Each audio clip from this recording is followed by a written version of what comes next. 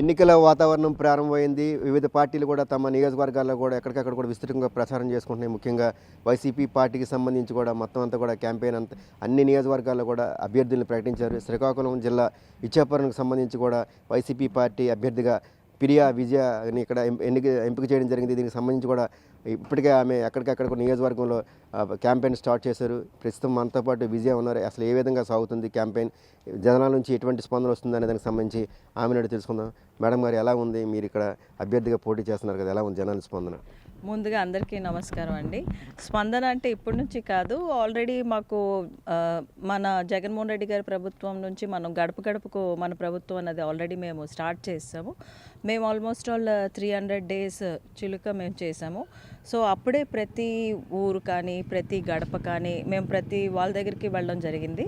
చాలా మంచి రెస్పాన్స్ అయితే ఉంది. ఎందుకంటే ప్రతి ఇంట్లోని నాట్ లెస్ దెన్ 1 lakh గడిచిన ఈ 5 yearsలో లబ్ధిదారులు అన్ని విధాలుగా అన్ని సంక్షేమాలు అందడం వల్ల చాలా పాజిటివ్ యాటిట్యూడ్తో అయితే ఉన్నారు. అంటే మీకు అభ్యర్థిగా ఇక్కడ ప్రకటించారు కదా, పోటీ ఎలా ఉంది, జనాలు ఏ విధంగా రిసీవ్ చేసుకుంటున్నారు?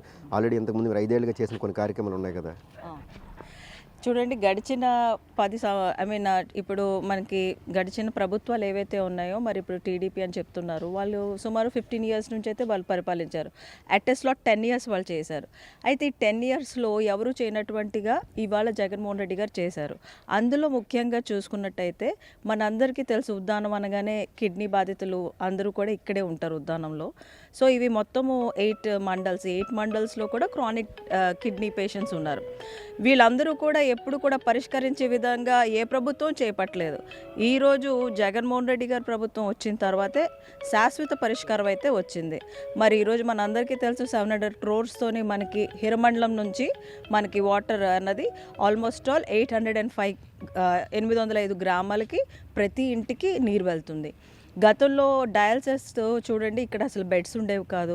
ఇక్కడ నుంచి అందరూ కూడా విజయనగరము, శ్రీకాకుళము, వైజాగ్ లేదంటే ఇక్కడ బరంపూర్ వెళ్ళేవాళ్ళు. ఈరోజు ఎక్కడ కూడా ఒక వెయిటింగ్ లిస్ట్ పేషెంట్ అన్నది లేదు. ఈరోజు క్రియాటిన్ 5% ఉన్న వాళ్ళకి 5 points ఉన్న వాళ్ళకి అంటే యాక్చువల్లీ క్రియాటిన్ ఏంటంటే 0 నుంచి 1.2 వరకు ఉండాలి.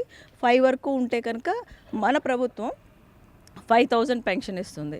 డయాలసిస్ చేసుకునే వాళ్ళకి 10,000 పెన్షన్ ఇస్తుంది.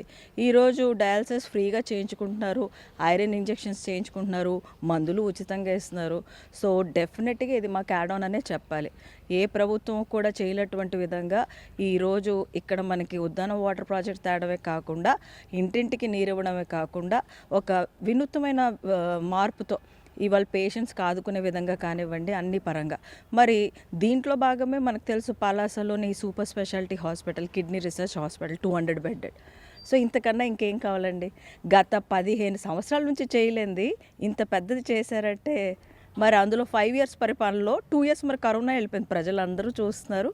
సో నేనైతే చాలా పాజిటివ్గా ఉందని భావిస్తున్నాను.